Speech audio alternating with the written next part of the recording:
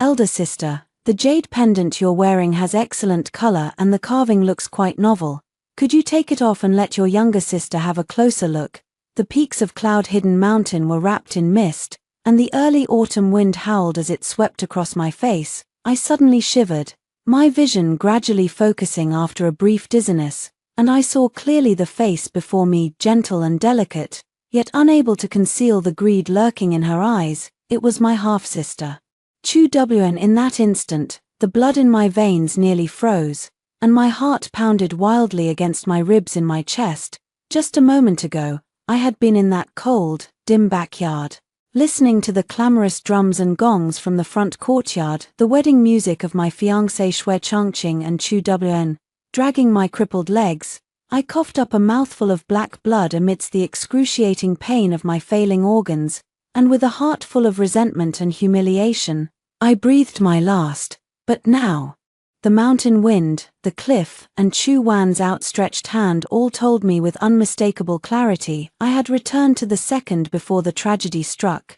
I instinctively stepped back half a pace, my heel already on the edge of the cliff, as gravel pattered and rolled into the bottomless abyss. In my past life, right here, thinking I was the elder sister and should care for my younger sibling, I had handed her the jade pendant left to me by my mother without any suspicion. But the moment I passed it to her, her once gentle face twisted into a ferocious mask, and she shoved me mercilessly off the 1,000-foot cliff. The dizziness of weightlessness, the sharp pain of branches cutting my cheeks, the crisp sound of my leg bones shattering as I hit the bottom, and the despair of being left unattended for 2 whole days and nights, all of it replayed in my mind like a bone-deep curse. Elder sister, what's wrong? Seeing that I remained motionless, a flicker of impatience flashed in Wan's eyes, yet she forced a hint of concern onto her face. She stepped forward, her hand already reaching for the jade pendant at my waist. Could it be that the mountain wind is too strong and making you dizzy? How about I help you back? Though her words offered assistance, her hand suddenly gathered force and viciously shoved toward my shoulder, the same ruthless move as in my past life. But in this life, I was no longer the defenseless Chu Mingshuang. The moment her hands touched my clothes, driven by a hatred etched into my bones, I twisted my waist sharply to the left, my feet shifting like a slithering snake. Wen clearly hadn't expected me to dodge so suddenly in such a desperate situation. She had put all her strength into that push, and her hands met only empty air. Her entire body, propelled by immense inertia, lunged uncontrollably forward. A panicked scream tore from her throat, her pupils dilated in terror as she flailed her arms in the air, desperately trying to grab onto anything that might save her. Just as her body was about to plunge completely, I coldly reached out my hand. I didn't grab her. Instead, I precisely seized the jade pendant she had snatched from my waist in the chaos and was still clutching tightly in her hand. With a sharp rip, the red cord binding the pendant snapped under my force. The jade fell into my palm, carrying a faint, cool smoothness. Meanwhile, Wen lost her last shred of balance, like a broken kite, letting out a piercing scream as she plummeted straight into the mist-shrouded, bottomless abyss. "Help, sister! Save me!" the voice echoed through the cliffs, mingling with the sound of a falling body, growing fainter and fainter until it was swallowed by the dense mist at the bottom of the ravine. Accompanied by the dull snap of breaking branches, I stood quietly at the edge of the cliff, gazing down into the fathomless abyss, listening to the long unheard echoes, a faint, icy smile curling at the corners of my mouth. In my past life, it was I who fell, I who was disfigured, I who had my legs broken, I whose internal organs were damaged, barely clinging to life with the help of precious medicinal herbs. My so-called good father, Grand Tutor Chu, though harboring some guilt toward me, did not hesitate to protect the family's reputation in the face of vested interests. He not only suppressed the scandal of Wen attempting to murder her elder sister but also smoothly arranged for her to marry into the Dingyuan Marquis's household in my place, becoming the glorious heir's wife, and I could only rot away like a disgraced cripple, dying on the night of their wedding. Slowly, I withdrew my gaze and looked down at my palm. In it lay a jade pendant of the finest quality, carved with ancient cloud patterns, a keepsake left to me by my mother before her death. In my past life, I never understood why Chu Wn was so determined to steal this jade pendant. It wasn't until I was on the verge of death that I heard from the servants' gossip that Qi Yuan, the commander of the Xianwei Guard, that ruthless, cold-blooded living demon, had personally brought lavish gifts to the Dingyuan Marquis's residence for the wedding. Only then did I learn that this jade pendant was no ordinary accessory. It was a token left by my mother after she had helped Qi Yuan during his time of hardship. Chu Wn stole the pendant, falsely claiming this immense debt of gratitude, and with the backing of the Xianwei Guard's power, she firmly secured her position as the heir's wife. I clenched my fingers tightly, gripping the jade pendant in my palm until the hard stone bit into my flesh, the pain sharpening my clarity. Now was not the time for joy. Chu Wan's birth mother, concubine Guo, was an exceedingly troublesome woman. My father had recently been planning to remarry, and to seize control of the household before the new wife's arrival.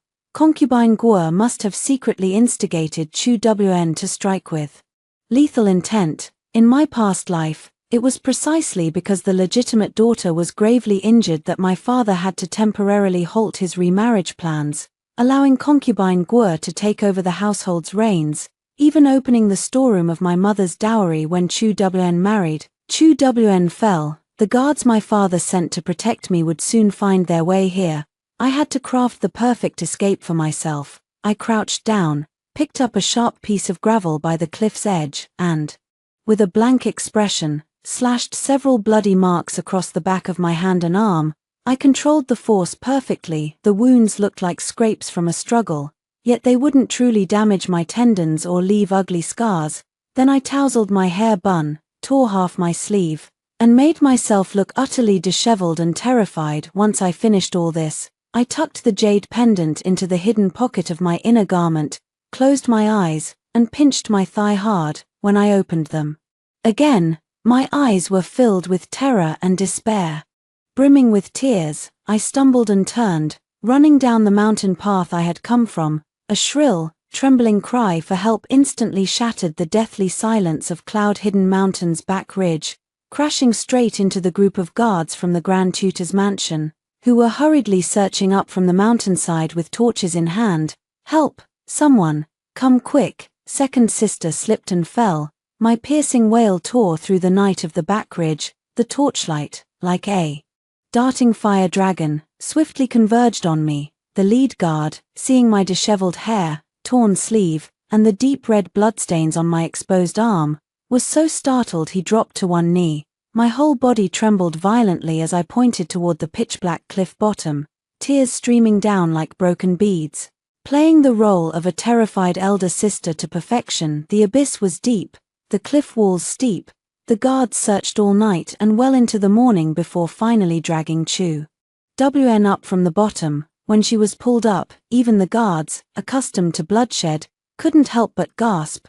Chu Wn was covered in blood, her right leg twisted at a grotesque angle, with stark white bone fragments even piercing through her skirt. Her face, once her greatest pride, often drawing pity and affection, was slashed to ribbons by the thorns growing from the cliff wall. The wounds, deep enough to show bone, were turned outward, completely disfiguring her. She lay unconscious on the stretcher, breathing more out than in. If not for the faint rise and fall of her chest, she would have been indistinguishable from a corpse. I lowered my gaze, masking the cold, vindictive glint in my eyes, and followed the stretcher all the way back to the Grand Tutor's mansion. Weeping inside the main hall, the thick stench of blood mingled with the bitter aroma of herbs, suffocating and oppressive. My Wana, a piercing wail erupted from within the hall. Concubine Guo, her hair not even properly combed, lunged at the stretcher like a madwoman. When she saw Wan's ruined face and broken leg, her entire body convulsed, and her eyes instantly turned bloodshot. The next moment, she whipped her head around, fixing me with a venomous glare like a serpent, and sprang toward me. It was you, Chu Mingshuang. You must have been jealous of Wan's beauty and heartlessly pushed her off the cliff. You vicious woman, I'll make you pay for my Wana. Her sharp nails aimed straight for my face. I didn't dodge, only closed my eyes in despair, as if frozen in terror. How dare you? A stern, authoritative roar accompanied the heavy thud of a red sandalwood cane striking the blue stone floor. Concubine Guo was pinned down by the maids, forced to kneel resentfully, seated in the place of honor. Chu, the Grand Tutor, my good father, wore a face ashen with fury. He glanced at Chu Wn on the ground, a flicker of pain in his eyes, but when his gaze shifted to me, that pain swiftly gave way to a cold, scrutinizing severity. Lately, he had been busy making arrangements for a remarriage, and his greatest fear was unrest within the household. Now, with the legitimate daughter returning from an outing, one standing unharmed, the other reduced to a wreck if rumors spread of the elder sister plotting to harm the younger concubine-born sister, not only would the Chu family's reputation be utterly destroyed, but his plans for remarriage would also fall through. Ming Frost, kneel down. Father's voice was as heavy as dripping water. When your sister woke up, though her mind was unclear, she kept calling out, "Elder sister pushed me." As the legitimate eldest sister, how did you take care of your younger sister? How exactly did she fall? Upon hearing this, concubine Guo immediately kowtowed like a pestle pounding garlic, crying hoarsely, "Please see clearly, my lord. Wanna has always been sensible. If someone hadn't deliberately harmed her, how could she have fallen off the cliff for no reason?" The eldest young lady, relying on her status as the legitimate daughter, has always looked down on us mother and daughter, and now she has resorted to such vicious means. I beg you, my lord, to seek justice for Wanna. Faced with the relentless slander, I took a deep breath, knelt upright on the cold stone floor, held my breath for a few moments, my eyes slightly red but no longer shedding a single tear. Since father suspects me, I am at a loss to defend myself. The only way to prove my innocence is to die. My voice trembled, yet carried a stubborn courage that would rather break than bend. But before I die, I ask father to take a look at something. With that, I abruptly pulled open my tattered sleeve, exposing several messy blood scratches to everyone's eyes, then pointed to my torn right side of the garment. Father, please look, the scratch marks on my hands are all from the inside out, and this outer robe of mine was also violently torn from the right side of my chest. The soil on the back mountain was wet and slippery. If, as concubine Guo says, I pushed second sister off the cliff from behind, then the marks left by her struggle should have been on the back of my hands and on my back. I lifted my head, meeting my father's scrutinizing gaze without flinching, each word clear and deliberate. The truth is, when second sister said she wanted to see the jade pendant mother left me, I lowered my head to untie the cord, but then, she suddenly slipped and lunged at me. In her panic, she grabbed hold of my right collar and arm, nearly dragging me into the abyss as well. If I hadn't fought desperately to break free, the one lying on the stretcher now, disfigured and crippled, would be me, Chu Mingshuang. At this point, I paused deliberately, swallowing a sob, my tears threatening to fall. If father does not believe me, you may send someone to examine the footprints at the cliff's edge behind the mountain. Look at the signs of struggle there, see whether it was sister who rushed at me, or I who pushed her. The hall fell into dead silence. Father's gaze lingered on my wounds and torn clothes for a long time, the doubt in his eyes gradually fading, replaced by the clarity of weighing gains and losses. He was a shrewd man, and more so a politician. Footprints and injuries could not be faked. More importantly, I, the legitimate eldest daughter, still bore the betrothal to Shui Changqing, the heir of the Dingyuan Marquis. Manor, a disfigured and crippled concubine's daughter, was already a discarded piece of no value, while an innocent, legitimate daughter about to enter the Marquis's household was the hope of the Chu family now. Enough. Father slammed his cane against the ground, cutting off concubine Guo, who was about to wail again. His voice carried an unyielding coldness. Wanna slipped while playing and nearly implicated her elder sister. That is the truth. If anyone dares to spread a single word of this outside the manor, they will be beaten to death on the spot.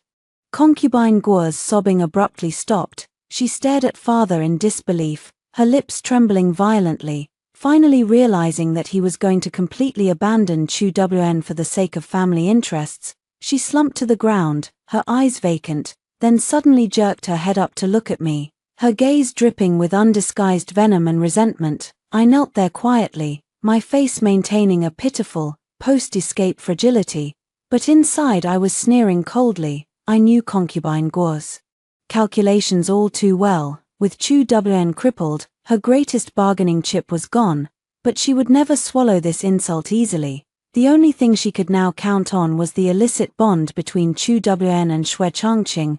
She would surely try to force me to give up this marriage. To let Xue Changqing take over this cripple. Father rubbed his brow, waved his hand wearily to signal the servants to carry Chu Wn back to the courtyard for treatment, then turned and swept away. The people in the hall gradually dispersed. Concubine Guo, supported by a maid, stood up. As she passed by me, she deliberately lowered her voice and, in a tone only the two of us could hear, gritted her teeth and said, "Chu Mingshuang, don't be too smug, to be so ruthless and disregard all bonds. Your retribution is yet to come." Looking at her vicious, twisted face, I stepped forward instead of retreating, straightened my torn collar, leaned close to her ear, and replied in an extremely soft voice, "Auntie, are you so frightened that you've lost your mind?" I smiled, my breath brushing her ear, but the words I uttered were as cold and sharp as shards of ice. "The so-called bond you speak of, is it the bond of Xue Changqing sneaking behind my back to frolic with second sister in the rockery of the West Garden? Or is it the bond of the red gold ruby begonia hairpin he secretly gave her the other day?" Concubine Guo's body stiffened abruptly, her pupils contracting to their utmost limit as she stared at me as if seeing a ghost, her lips trembling but unable to utter a single word. I watched with satisfaction her terrified expression, stepped back half a pace, smoothed my sleeves, and looked down at her with a condescending gaze. "Instead of throwing a powerless tantrum here, madam, you do better to use your head. The Dingyuan Marquis's mansion is strict in its hierarchy, and Xue Changqing is a hypocrite who values his official career and reputation more than his own life. If you truly believe he is deeply devoted to his sister, by all means, go now to the Marquis's residence and deliver a letter.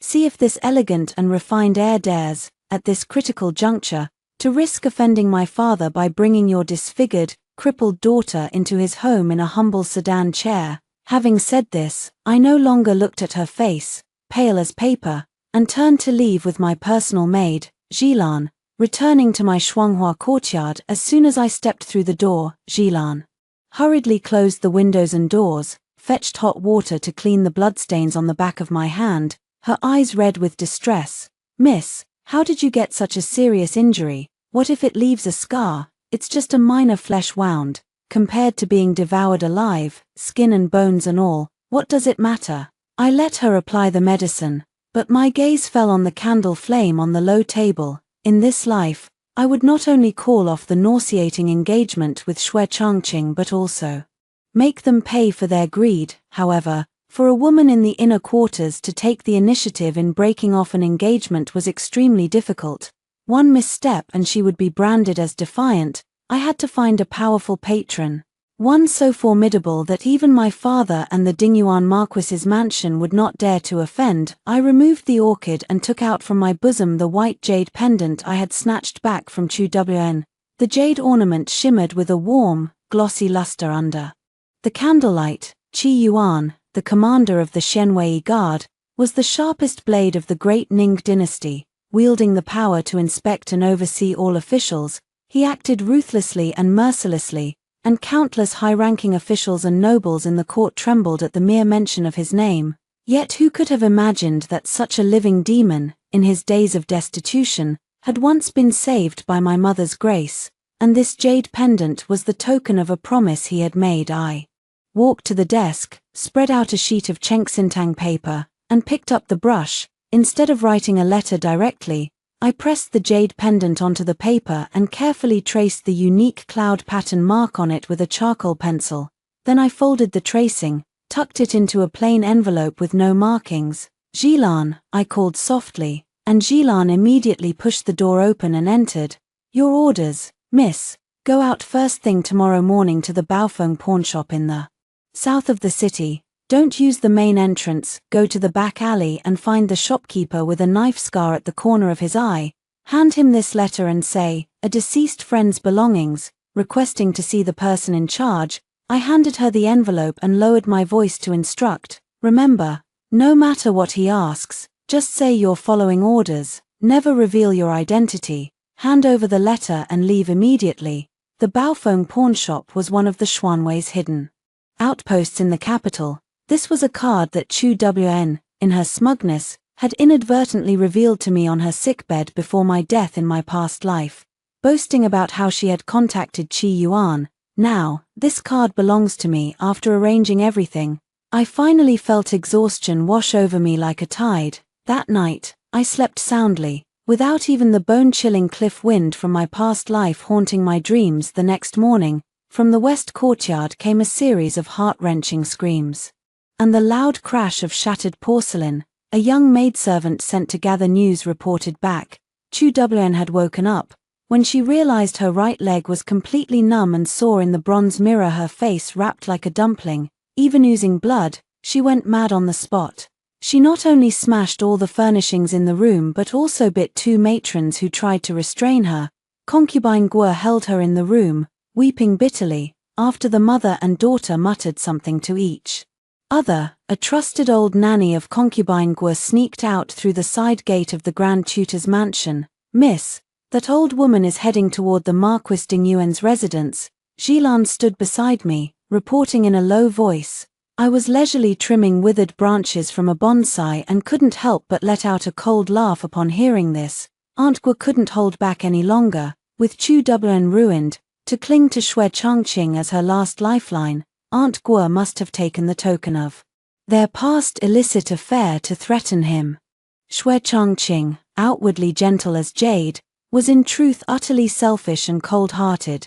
If he knew that Chu Wn was not only crippled but also trying to blackmail him with their secret affair, he would surely fly into a rage. But he feared even more that the truth would come to light and destroy his official career, so he would definitely not only come, but sneak into the Grand Tutor's mansion under cover of night, trying to retrieve the evidence. Jilan, go fetch the 2-century-old ginseng roots from my storeroom. I put down the scissors and washed my hands. Second sister has been gravely injured, as her elder sister. It's only proper that I visit her. I should also drop a hint in father's courtyard, let him know that the West Wing might be unsettled tonight, so he should keep his wits about him. Nightfall soon arrived, dark clouds obscuring the moonlight, shrouding the entire Grand Tutor's mansion in a stifling silence. Draped in a black cloak, I stood behind a rockery, not far from the West Wing, coldly watching as the lock on the back courtyard door was silently picked from within. Before long, a tall figure in a grey robe and bamboo hat slipped through the crack like a nimble night cat, heading straight under the cover of darkness toward Chu Wan's west chamber. The man in grey pushed the door with an extremely light touch, clearly having bribed the coarse maidservant in the courtyard. With a faint, muffled creak, the figure swiftly slipped into the western side room, and the door was closed tightly without a gap. I pulled my cloak tighter, the cold wind seeping in through the collar, yet it couldn't extinguish the burning heat flickering in my eyes. In my past life, Xue Changqing always put on an air of noble grace and uprightness, fooling me into being utterly devoted to him, to the point that I never noticed even a hint of his secret dealings with Chu Wn. Now, stripped of that hypocritical facade, this esteemed heir of the Marquis's household is nothing more than a rat sneaking over walls and through dog holes at night to protect his reputation. Miss, should we go fetch the master now? Jilan hid beside me, her palms drenched with nervous sweat, whispering in a low voice, not yet. My gaze sharpened as I coldly stared at the window paper faintly lit by the yellow candlelight. Catch the thief with the goods. If we go in now, he can easily claim he entered the wrong courtyard. Wait until their quarrel heats up, and the night patrolman my father arranged will naturally stumble upon them. The soundproofing in the side room was far from good. In the dead of night, even deliberately suppressed arguments seeped out in wisps through the cold wind. Changqing, you've finally come to see Wanna. Chu Wan's hoarse, broken sobs were laced with desperate joy. Take me away, please. Big sister won't tolerate me. My legs are broken, only you can save me. Let go first. Shui Changqing's voice was laced with barely concealed disgust and impatience, kept very low. Look at yourself now, how can I take you away? How could the Dingyuan Marquis's household accept a disfigured cripple? The room fell silent for a moment, then erupted with concubine Guo's sharp accusation. Young master, are you trying to turn your back on your promises? Back then, you swore vows of eternal love with my Wana in the West Garden, promising to find a way to break off your engagement with Big Sister and marry her, now that she's met with misfortune. If you dare to wash your hands of this, I'll take the begonia hairpin and those letters you gave her to the main street tomorrow and shout them out for all of Beijing to see the true face of your Dingyuan Marquis's household. Ignorant woman, you dare threaten me. Give me that hairpin. With a crisp slap, a heavy object crashed to the floor inside the room, followed by a woman's scream. Now, I don't even need to make a move, as a blinding blaze of fire has already lit up outside the courtyard. Father, Grand Tutor Chu, wearing a crimson long robe, strode into the western courtyard with a face as dark as water. Behind him followed over a dozen guards holding torches and carrying steel knives at their waists, instantly surrounding the entire side room, leaving no gap. Break the door down. Father's voice suppressed a thunderous rage, and even his hand, which had held a brush for years, trembled slightly. Two sturdy guards stepped forward and kicked hard, and the carved wooden door crashed backward with a loud bang, raising a cloud of dust. The scene inside was abruptly exposed under the torchlight. Shui Changqing's bamboo hat had already fallen off. One hand was tightly gripping concubine Guo's neck, while the other was trying to snatch the red wooden box she held close to her chest. On the bed, Chu Wn, wrapped in thick white cloth, crawled desperately on the ground like a dying insect, trying to grab Shui Changqing's leg. The moment the door was broken open, Shui Changqing turned his head sharply. His usually gentle and handsome face was now deathly pale, his eyes filled with terror as if his soul had fled. He let go as if shocked by electricity, staggered backward, his lips trembling violently, and then his knees gave way, and he fell directly to the ground. Father was so furious that his eyes nearly split. He slammed his purple sandalwood cane heavily against the bluestone slab, producing a dull, thunderous sound. What a fine, decorous heir apparent. What a fine upbringing from the Dingyuan Marquis's estate, sneaking into the inner quarters of the Grand Tutor's mansion late at night, tussling with my concubine and illegitimate daughter, Shui Changqing. What do you take your own face, the face of the Dingyuan Marquis's estate, and the face of my Chu family to be? I stepped out from the shadows at just the right moment, my steps unsteady and my face deathly pale. When I saw Shui Changqing clearly inside the room, I widened my eyes in disbelief. Tears streaming down like broken beads, my body swaying as if about to collapse, I clung tightly to Jilan's arm just to barely stay upright. Son of the Marquis, why are you here? My voice was mournful, perfectly playing the role of an innocent legitimate daughter betrayed. You and second sister, you too, Mingshuang. Let me explain. Shui Changqing, upon seeing me appear, seemed to grasp at his last lifeline, scrambling desperately to come forward. It was them, that mother and daughter duo tricked me into coming here. I was forced into this. Gag him. Father cut him off with a sharp shout, his chest heaving violently. Men, tie up this scoundrel who trespassed into the inner quarters and lock him in the woodshed. Tomorrow morning, I will personally go to the Dingyuan Marquis Manor to ask the Marquis how he intends to settle this marriage. Several fierce guards immediately stepped forward, unceremoniously pinning Shui Changqing's arms behind his back and pressing him into the muddy ground, stuffing a rag into his mouth. The once proud son of a Marquis was now disheveled and grimy, his face twisted with humiliation and fear as he struggled desperately. Concubine Guo and Chu Wn had long since turned pale with terror, huddled in a corner trembling, unable even to cry out. A farce, observed with cold detachment, tore apart Shui Changqing's hypocrisy and Chu Wan's escape route. Only after my father ordered the complete sealing of the west courtyard did I, under the pitying gazes of the maids and servants, cover my face and return to Shuanghua courtyard in unbearable grief. The moment the door closed, my face was left with nothing but an icy calm. Miss Jilan carefully pulled a small, pure black iron token from her sleeve. The iron surface bore no intricate patterns, only a single, sharply carved character chi in intaglio. This is what the shopkeeper of Baofeng pawn shop asked me to bring back. He asked no questions, just gave me this token and left a message. I took the iron token, which carried a hint of cold weight, and slowly traced my fingertips over the sharp strokes. My heartbeat involuntarily quickened. What did he say? The shopkeeper said that the master has already verified the token. Jilan swallowed, lowering her voice with a hint of reverence. The master knows that something has happened in the mansion and that it is inconvenient for you to travel at night. He said that tomorrow, on the first day of the month, you can use the excuse of praying for the family's blessings to visit the great Xianghua temple to offer incense. He will be waiting for you at the pure water residence deep in the back mountain, with hot tea prepared. To welcome your arrival, I lowered my eyes, tightening my grip on the black iron token in my hand.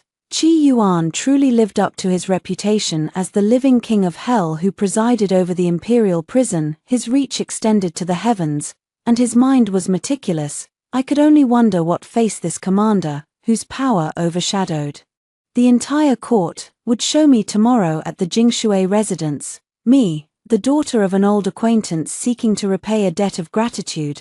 The Jingshui residence at the rear of the Daxiangguo temple was far removed from the bustling incense of the main hall, leaving only a few crisp bird calls and the faint sound of mountain springs striking rocks. I left Jilan outside the courtyard and pushed open the hidden bamboo door alone. Inside, no incense was burning, only the bitter fragrance of Mengding stone flower tea brewed with boiling water. A young man in a long black robe sat behind the tea table, unarmored, without a long blade, and even his hair was casually tied up with a wooden hairpin. Yet, just by sitting there, the sharp, oppressive aura that emanated from his very bones, forged through years of blood and storm, forced one to unconsciously soften their breath. This was Qi Yuan, the living king of hell, who in my past life made all who spoke of him tremble, was now studying me with his unfathomably dark eyes. Before she passed, my mother had said that this jade pendant was worth 1,000 gold pieces and should not be used lightly unless at a moment of life or death. I stepped forward, gently placed the white jade pendant on the low table, and pushed it toward him, my expression calm. Today, Ming Shuang presumes to use this to ask for a favor from your excellency. Qi Yuan cast a downward glance at the jade pendant, his slender fingers picking up the teacup, skimming the floating leaves on the surface. His voice was low, betraying neither joy nor anger. I thought that by holding this, Miss Chu would beg me to preserve your Chu family's glory, or seek a ceremonial axe, or be granted a prestigious marriage. If the one lying beside me is a venomous snake ready to strike at any moment, even a century of glory would be a life not worth living. I met his oppressive gaze without flinching. Moreover, that old fox, the Marquis of Dingyuan, excels at whitewashing the truth. Last night, Xue Changqing stirred up that scandal in my family's backyard.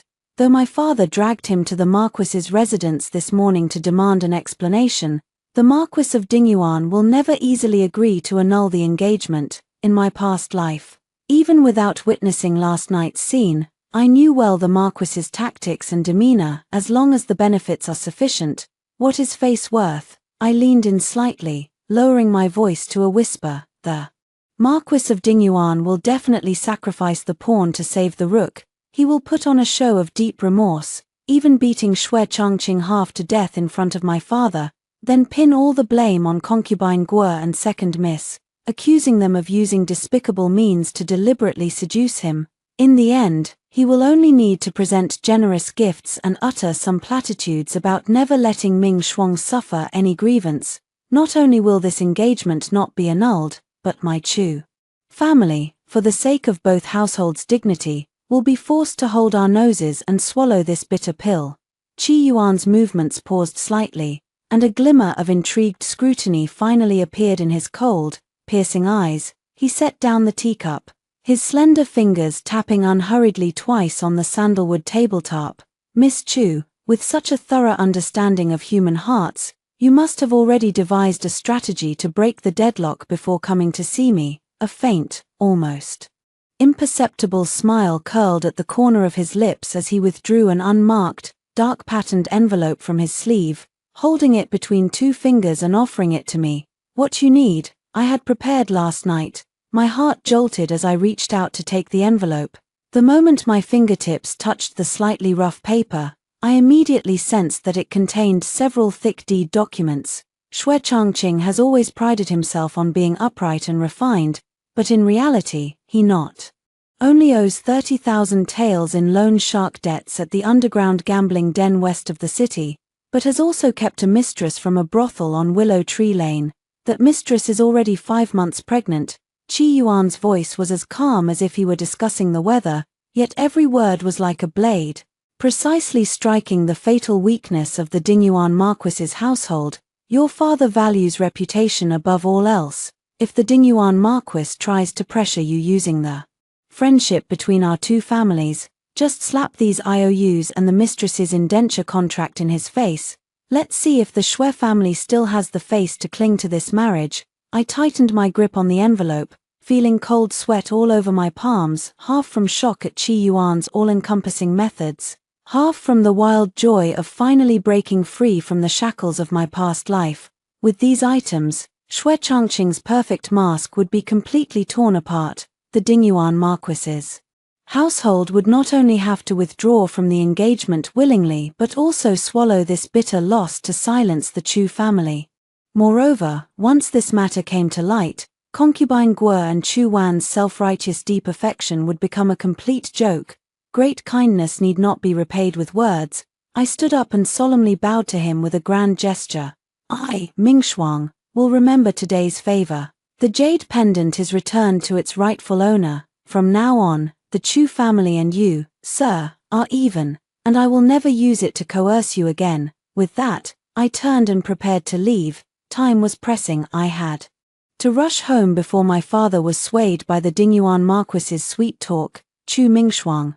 Just as I was about to step out of the bamboo gate, Qi Yuan's low voice came from behind, carrying a hint of chilling significance. I paused and turned to look at him. He was still seated behind the tea table, his gaze piercing through the curling tea smoke and landing on my back. That old fox, the Marquis of Dingyuan, is troublesome but easy to handle. The ones who will truly bite back to save their own lives are the mother and daughter in your household, who have already been pushed to the brink. Since this play has reached this point, if you don't uproot them completely, once they catch their breath, this fire will eventually burn back to you. I tightened my grip on the letter hidden in my sleeve, a sharp glint colder than the winter outside flashing in my eyes. Without another pause, I strode straight out of Jingshui residence. The carriage raced all the way back to the Grand Tutor's mansion. As soon as it came to a halt at the gate, I saw my father's personal attendant pacing anxiously on the steps.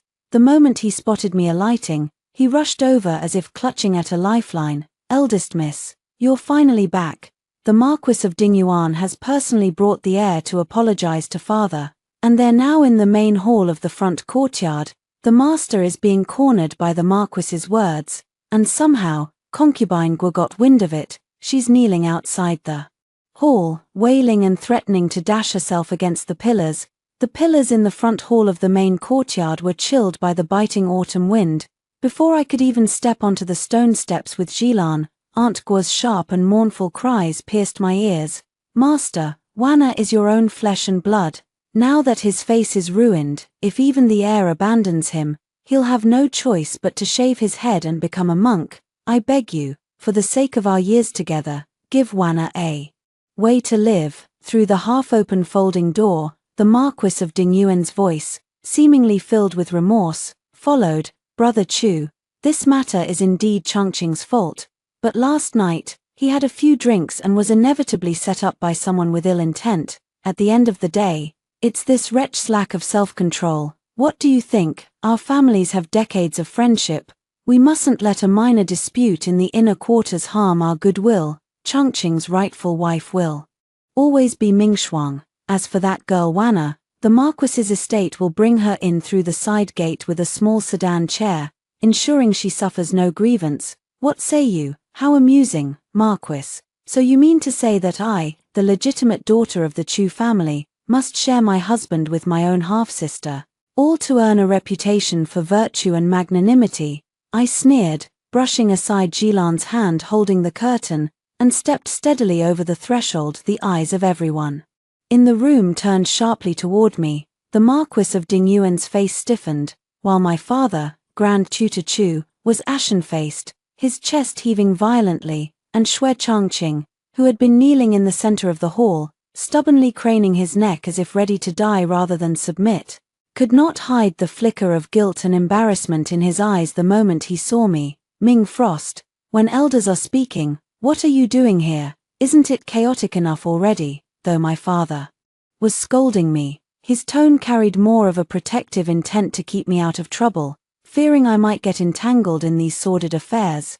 Father, please calm your anger. Your daughter should not have barged into the main hall, but just now, as I was returning from offering prayers, the gatekeeper handed me an anonymous letter, delivered by an unknown sender. After reading it, I was truly shaken and dared not delay a single moment. I concealed the sharpness in my eyes, replacing it with a look of shock and pain, and drew from my sleeve a letter with a dark pattern, presenting it with both hands before my father. My father took it suspiciously, glanced at its contents, and his already livid face turned deathly pale. In an instant, he hurled the several documents fiercely at the Marquis of Dingyuan's face. You old scoundrel Xue, look at the fine son you've raised. Is this what you call a momentary lapse of judgment in a gentleman of integrity? The Marquis of Dingyuan, stunned by the rebuke, bent down to pick up the scattered papers. When he saw the clear black words and red fingerprints,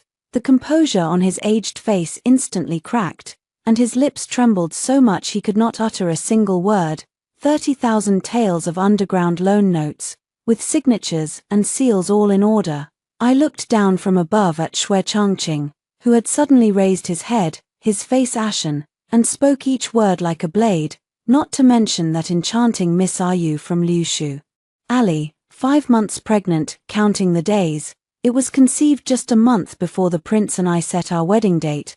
The prince not only gambles away fortunes at the tables but also shows deep affection in the world of romance. How pitiful is my second sister, who was so bewitched that she truly believed the prince was sincere with her in the West Garden, vowing to marry none but her. You're lying. This is slander. Xue Changqing lunged at the deeds like a madman, but when he saw the handwriting clearly, he was struck as if by lightning, collapsing limply to the ground, still muttering futilely, "Impossible, how could this be?" Mother Ayu's deed of sale was clearly hidden in the secret compartment. The moment those words left his mouth, he had incriminated himself. Outside the door, concubine Guo, who had been rolling on the ground in a tantrum, suddenly fell silent, as if someone had choked her by the throat. She scrambled and crawled into the room, grabbing Xue Changqing by the collar, her eyes nearly bulging out of their sockets. 5 months pregnant, you actually kept a mistress with a child outside. Then what about the vows you made to Wana? You damned beast, you've ruined my daughter's life. Xue Changqing, already in a state of extreme fear and collapse, was shaken by concubine Guo and violently shoved her away, roaring with a twisted face, "Get lost! If it weren't for you mother and daughter coveting the wealth of the Marquis's mansion and pestering me day after day, how could I have ended up like this?" The Marquis of Dingyuan trembled with rage, raised his hand, and delivered a heavy slap that sent Xue Changqing staggering, blood trickling from the corner of his mouth as he crashed heavily onto the blue bricks. Father closed his eyes, took a deep breath, and when he opened them again, only a cold, resolute determination remained.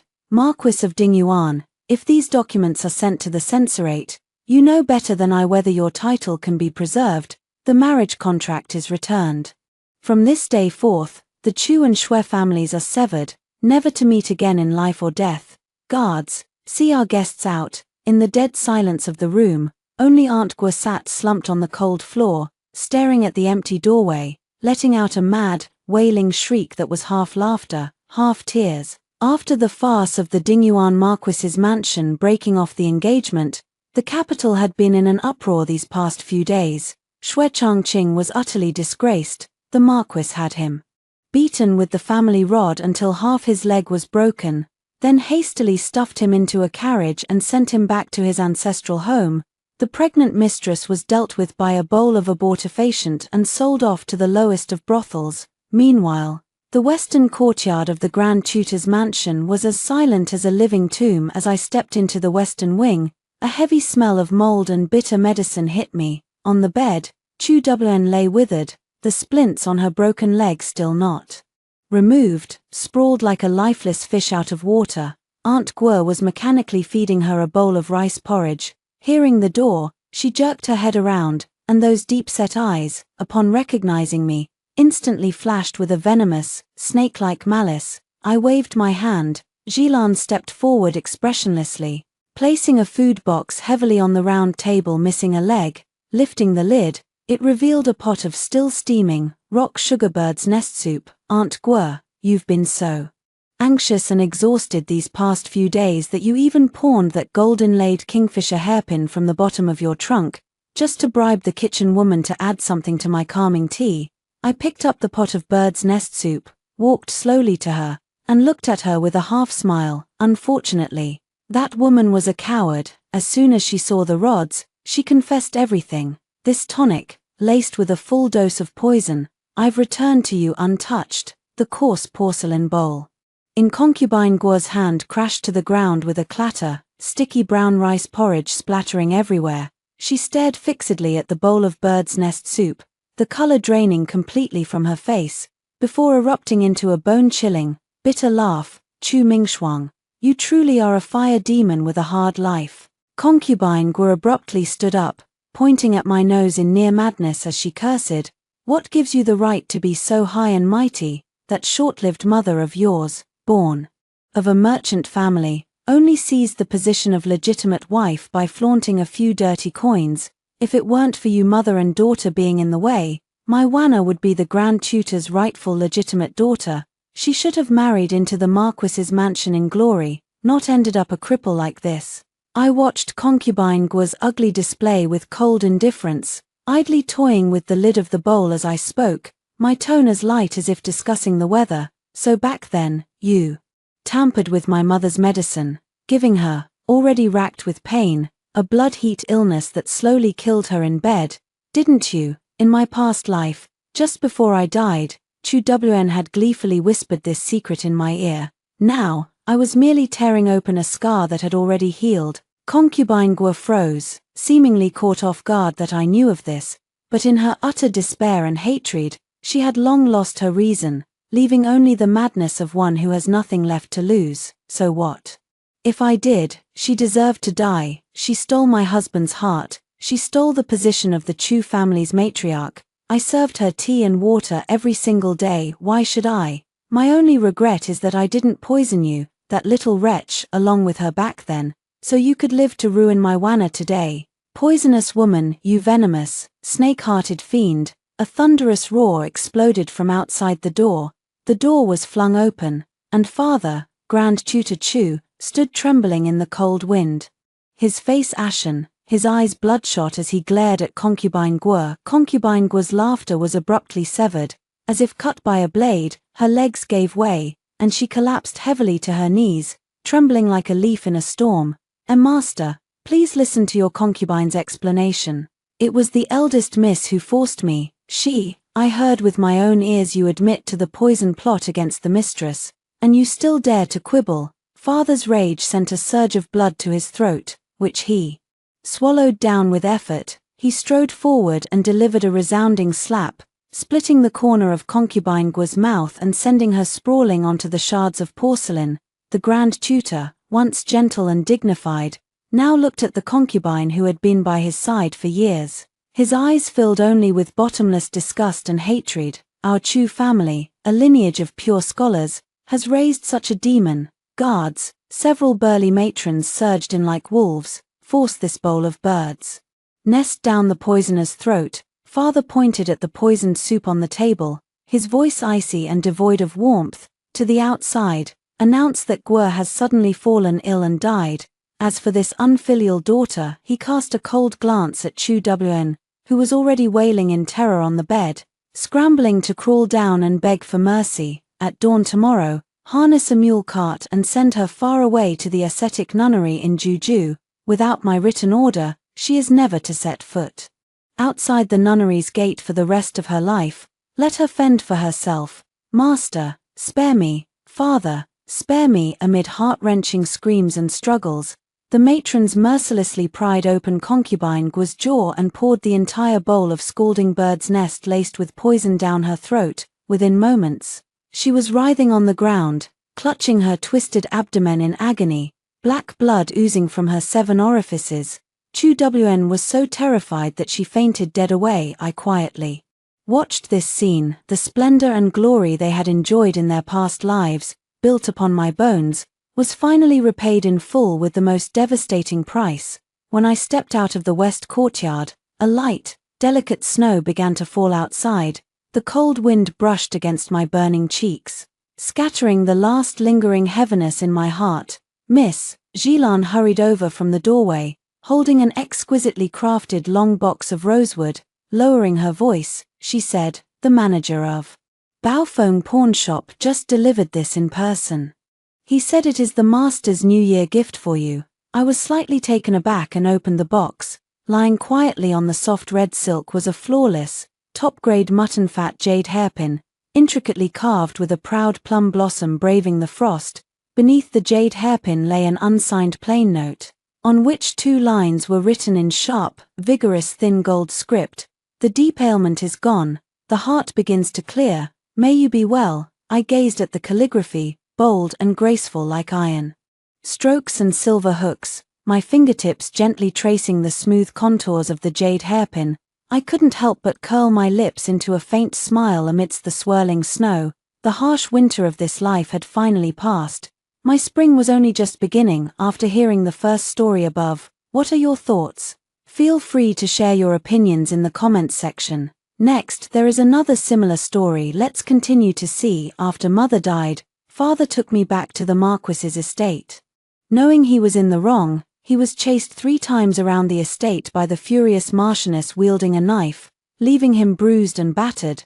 But the Marchioness was still not satisfied. The long blade, fueled by rage, slashed toward my face. I was terrified, but dared not cry. Trembling, I closed my eyes and held out the handkerchief I had been clutching tightly, offering it up to the tip of the blade. The Marquis had said that as long as I presented the gift I had prepared with sincerity to the lady, she would not be angry with a little child like me. But it seems the Marquis was mistaken, because the Marchioness saw my handkerchief. Her chest heaved, she panted like an ox, her eyes bulged like copper bells, and her beautiful face twisted into a fierce expression. "Good heavens, are you trying to kill me with anger? What on earth is this thing you've embroidered?" I pouted, on the verge of tears. I whispered in a trembling voice, It's the celestial maiden scattering flowers. Wishing you, madam. You call this messy, crooked thing that looks like a few pigs crawling around a celestial maiden?" The Marquise gritted her teeth and cut me off. I was too intimidated by her shouting to speak. Only then did I realize she had insulted my heartfelt intentions. In the end, I couldn't hold back. My eyes reddened, and tears silently rolled down my cheeks. Seeing this, the Marquis's wife was taken aback, her fierce expression faltering. Before I could even react, the Marquis beside me, who was whimpering and clutching his head in distress, quietly defended me. "She's only 5 years old, how skilled could she possibly be? It's just a little gesture from a young girl. You shouldn't say such things." As soon as he spoke, all the anger was redirected toward him. The Marchioness stepped forward and grabbed both of his ears. "You feel sorry for her just because I raised my voice, don't you, Zhao Tianfang? You heartless man. When we got married, you swore you'd never take a concubine or keep a mistress. And now, after just over 10 years, you've brought me such a big daughter. I always knew you looked down on me for giving birth to 3 sons and not a single daughter. Now that the one outside has died, you're planning to bring her back and make me her cheap mother, aren't you? Well, I'm telling you, no way." I was terrified, but hearing her speak like this, he instinctively raised his voice in retort.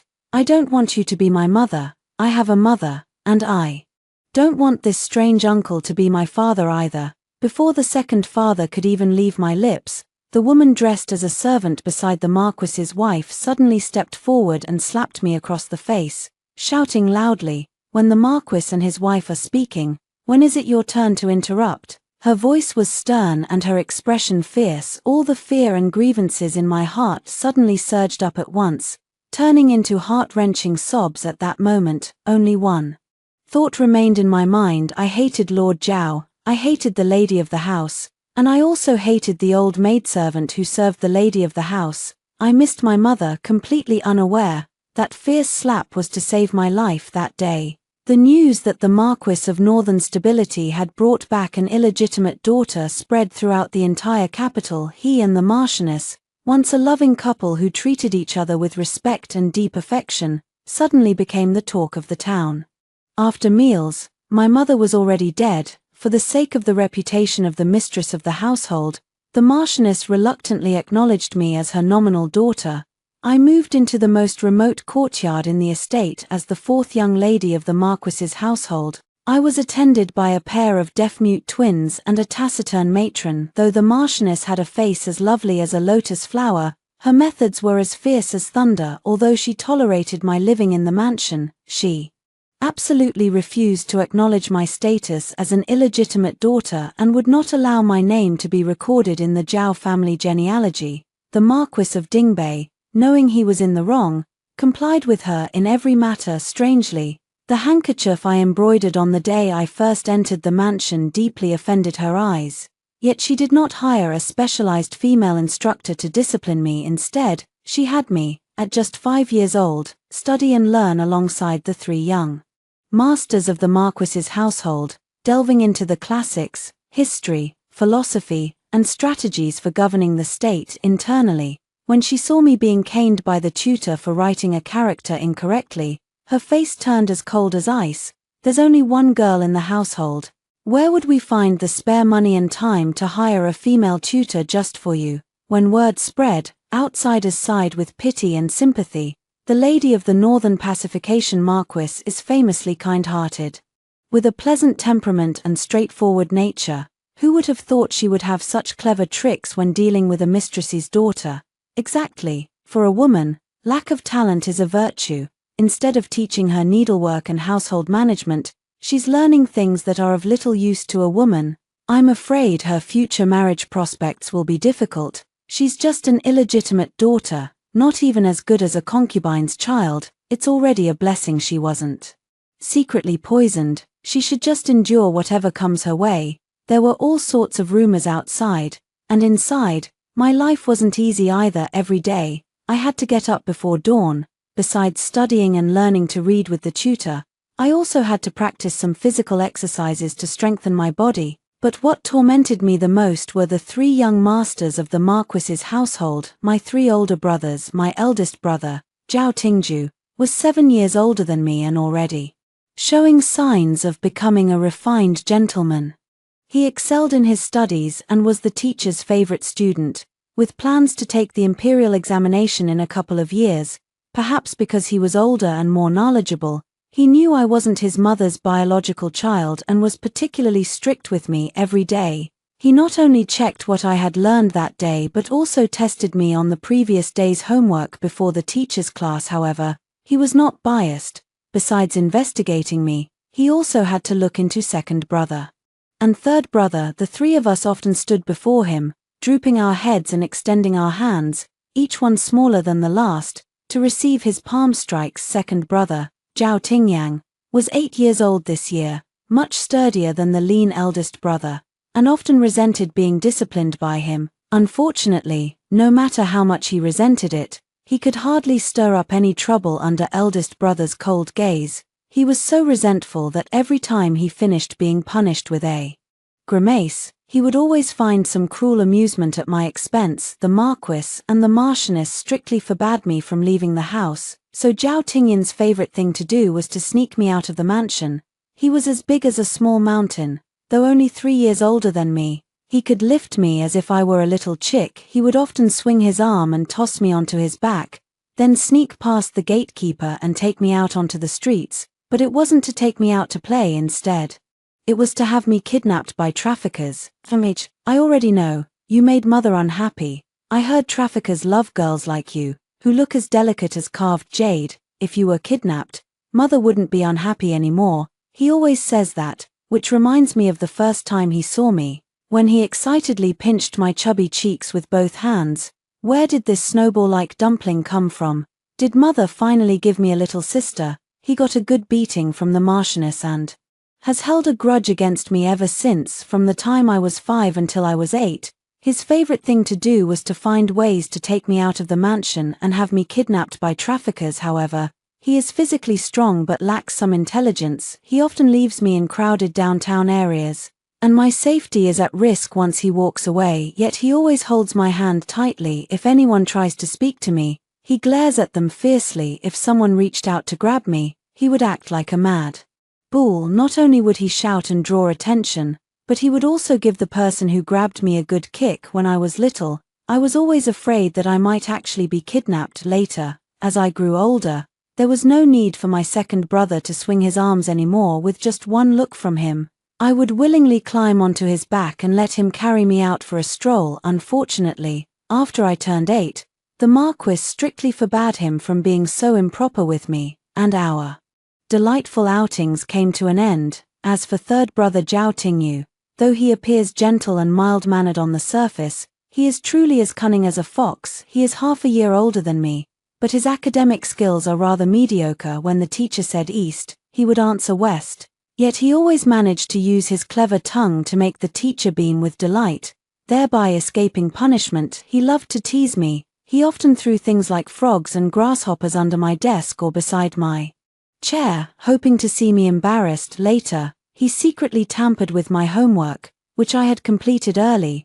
Watching me being questioned by the teacher in class about why my essay didn't match the topic, I racked my brains trying to figure out how to respond, while he covered his stomach and chuckled below. Thanks to him, every time the teacher assigned a topic, I often had to make multiple preparations besides answering, my thoughts diverging into many tricky angles. Otherwise I couldn't avoid another round of hand slaps. In this way, I grew up in the Dingbei Marquis's residence, surviving close calls until I was 11 years old. That year, my eldest brother Zhao Tingju took part in the imperial examination and effortlessly brought back the title of top scholar. Meanwhile, second brother was sent by the Marquis to train at the Western Mountain Camp, and every letter he sent back reeked of misery. Third brother, for some reason, had taken a master from the wilderness and, without telling our parents, had run off to travel for a time.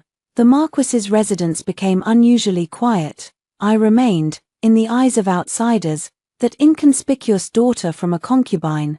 The teacher who taught me in my youth has returned to his hometown to enjoy his retirement. My eldest brother naturally took on the responsibility of continuing my education. All the knowledge he had, which he couldn't fully demonstrate in the imperial examinations, he poured into me today. He asked me to discuss the meaning of standing firm without leaning, strong and resolute. Tomorrow's topic is, can a man be inferior to a bird? The Book of Songs says, majestic was King Wen. With his personal guidance, I feel that if I were to take the exam myself, I might even be able to win the top scholar title. After my eldest brother passed the imperial examination, the entire Marquis's residence was decorated with lanterns and banners, and a grand 3-day banquet was held. Over the years, there have been many banquets in the residence, but I have never attended any of them. I have never met the noble people in the capital. However, no one questions why the Marchioness does not let me appear in public. After all, the fact that I am still alive is already considered an act of mercy on her part. Who would bring up an unwelcome illegitimate daughter on a joyous occasion? So when I bumped into that girl in pink at the entrance of my courtyard, I was extremely surprised, and she was also quite startled. You're that outsider from the Marquis's mansion, the fourth young lady, right? I nodded, ignoring the admiration and surprise in the girl's eyes. Who are you, and why are you here? This place is so remote, even if someone got lost, they wouldn't end up here. The woman seemed lost in thought, but upon hearing my words, she snapped back to reality and suddenly gave me a flattering smile. Then she dismissed the maids, took 2 steps forward, and warmly grasped my hand. Sister, your beauty is truly one in a million. I thought I was seeing a goddess descend to earth. A vague memory surfaced in my mind, the celestial maiden descending to earth that I had embroidered for the Marquis's wife back then. It had been years since I last touched a needle and thread. If I were to try embroidering now, I'm afraid I wouldn't even be able to stitch out a fairy that looked like a pig. At this thought, I couldn't help but let out a faint, fragmented smile. The woman, thinking I was being friendly toward her, grew even more enthusiastic.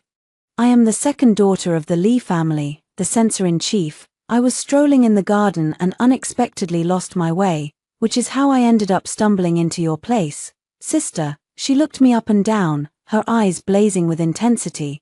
Is that a dress made of imperial gifted floating cloud brocade? Sister, it's truly beautiful, and it must be your most valuable piece of clothing, right? You look so lovely in it. I suppose you want to attend the banquet up ahead. What a pity, though. She hesitated to speak. I didn't understand what she found so regrettable.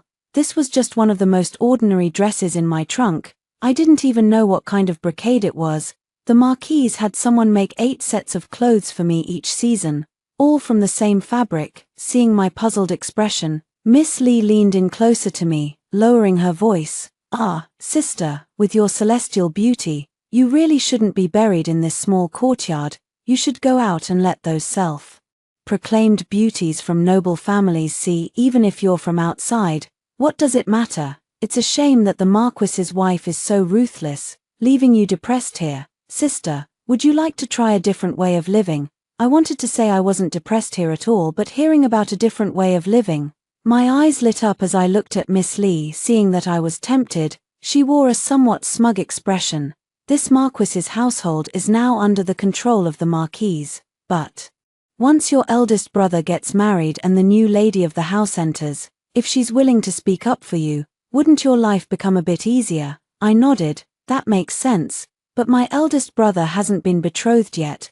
Miss Lee stamped her foot, her eyes carrying a hint of obsessive madness. Indeed, at such a prime age, wouldn't it be a waste not to marry? Sister, I feel we have a connection. If I become your sister-in-law in the future, I will surely cherish you and arrange an excellent marriage for you, so that your beauty will not go to waste. I was taken aback by her words. You, as my sister-in-law, how could you become my sister-in-law? Miss Lee's smile deepened, her crimson lips resembling the man-eating enchantress from the storybooks. Her eyes reflected my slender, undeveloped figure, like that of a child. You just need to tell me where your eldest brother's courtyard is, and then add this packet to your brother's tea. It won't be long before I can become your sister-in-law. She pulled a small brown paper packet from her sleeve and looked at me eagerly. I lowered my head and thought for a moment, then smiled at her with an innocent expression. Elder brother lives in the bamboo court. Just go straight down this path and turn right, and you'll be there. Miss Lee's eyes instantly lit up with excitement. Then you go ahead and add something to his tea. I'll be there shortly. I nodded and skipped along, leading the deaf-mute maid toward the bamboo court. An hour later, I sat by the window of the pavilion adjacent to the Wenju courtyard. While keeping an eye on the commotion downstairs, I leisurely picked up a candied fruit and popped it into my mouth. I saw a dense crowd of people rushing into the Wenju courtyard. The tightly shut bedroom door was violently kicked open, then came screams and curses. Quite a lively scene. The second daughter of the Lee family appeared at the bedroom door in disheveled clothes, her face flushed. With an unnatural excitement, she scanned the room and, amidst the whispers condemning her for her indecency, accurately located the Marquis's wife. Excitement instantly turned into grievance. She stepped forward, curtsied, her eyes red and her face deathly pale. Madam, today the eldest young master drank too much and asked me to come to his courtyard, saying he had something to tell me. I never expected that the young master, after drinking too much, would do such an absurd thing. As she spoke, Miss Lee's tears streamed down her face. Looking utterly pitiful, the onlookers, hearing such earth-shattering words, all showed expressions of eager curiosity. I never would have thought that the eldest son of the Zhao family, who appears so refined and upright, could actually be such a reckless person. This is a huge scandal. I wonder how the Dingbei Marquis's household will handle it this time. What else can they do? they'll have to marry her into the family one way or another, otherwise, their reputation will be ruined, and it'll be difficult for them to advance in their careers. The Marquise's face darkened, as if she was suppressing her anger. Are you saying it was my son Zhao Tingju who invited you to his courtyard? The second Miss Li nodded sorrowfully. I thought the eldest young master was an upright person and came to meet him only because I believed he had urgent matters to discuss. As she spoke, she knelt down again and kowtowed several times. Heavily toward the Marquise, it was all Yinga's carelessness. Please, madam, for the sake of the eldest young master's recent success in the imperial examinations, do not punish him. I am willing to bear all the blame alone, even if it means becoming a nun. I have no regrets. As soon as she said this, the onlookers sighed in admiration of her sincerity and devotion. Though she may have lacked a sense of shame, she was, after all, the victim watching this scene. I couldn't help but click my tongue in admiration. On the surface, Li Yinga seemed to be pleading with the Marchioness not to punish the eldest young master, but in reality, she was subtly reminding the Marchioness that her son had just achieved success in the imperial examinations. It would be best to downplay the matter and avoid making too much of a scene. Just a concubine-born daughter from a fifth-rank official's family, yet she shows no fear in the face of the matriarch of a first-rank ducal household and even dares to use rhetoric to pressure others. No wonder she could scheme to have her devoted elder sister, born of the principal wife, marry a commoner with a lame leg. If it were anyone else, they would likely have to swallow this bitter pill today. But after listening to Li Yinga, the Marchioness let out a cold laugh. What a joke.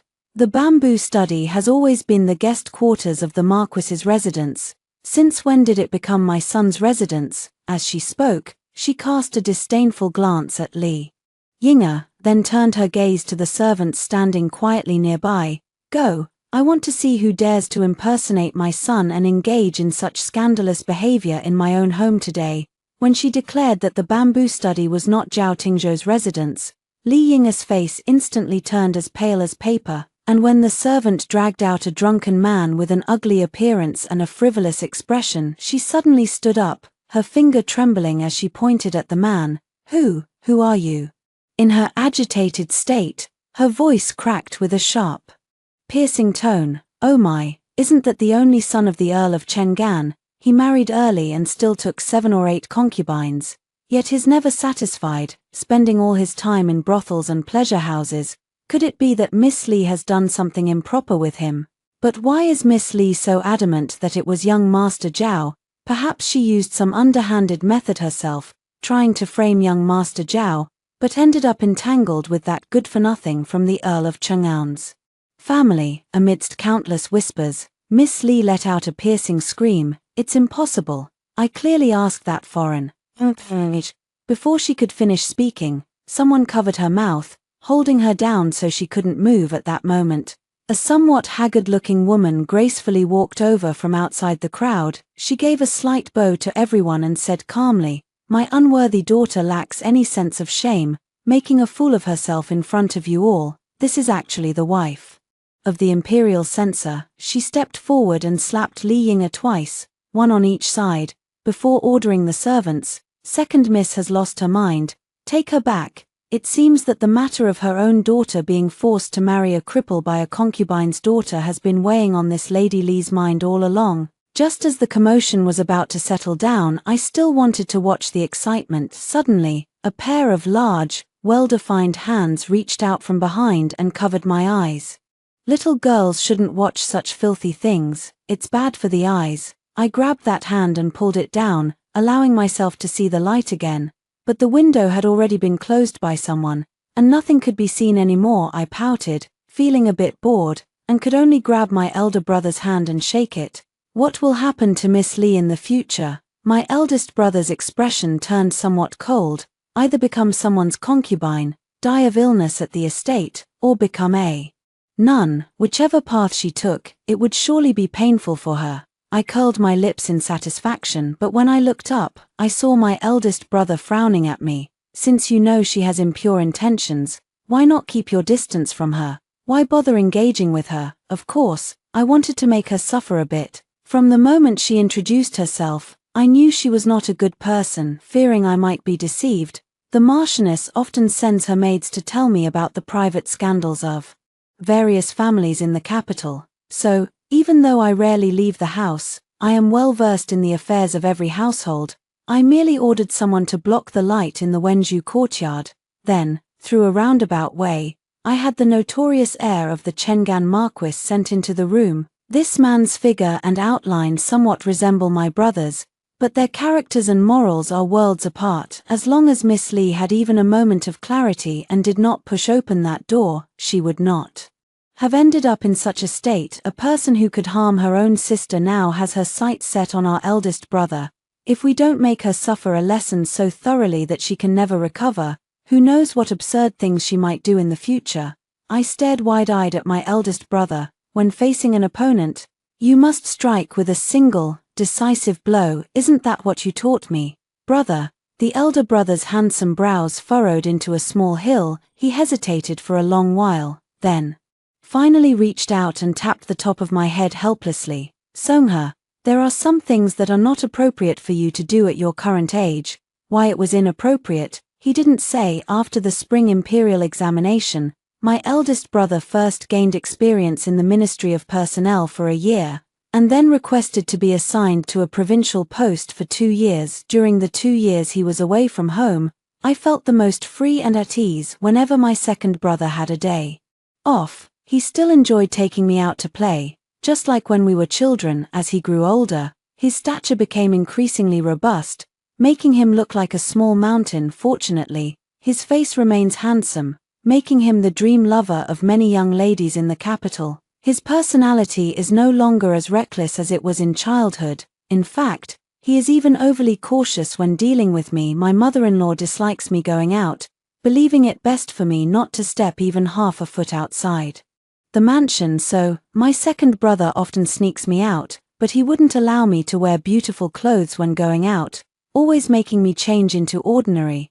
even somewhat ugly outfits. As I grew older, he even prepared several veiled hats for me, insisting I wear one every time I went out. Yet, even though he treated me with the utmost caution, an accident still occurred in spring. While riding horses in the suburbs, I was struck by a suddenly frenzied horse. I fell to the ground, my wrist dislocated, and the veil hat on my head was knocked off. After the owner of the wild horse subdued the animal, he stepped forward to apologize, only to be punched hard by my second brother. Yet he forgot to fight back. He was staring at my face, completely mesmerized. The seeds of disaster were thus sown. The horse's owner is Li Yu, the son of the Prince of Wei, and the grandson of the current emperor, the true scion of nobility, a descendant of dragons and imperial lineage. The next day, Li Yu arrived with a cart full of gifts to apologize. He spoke with an apology, yet his expression could not conceal his arrogance,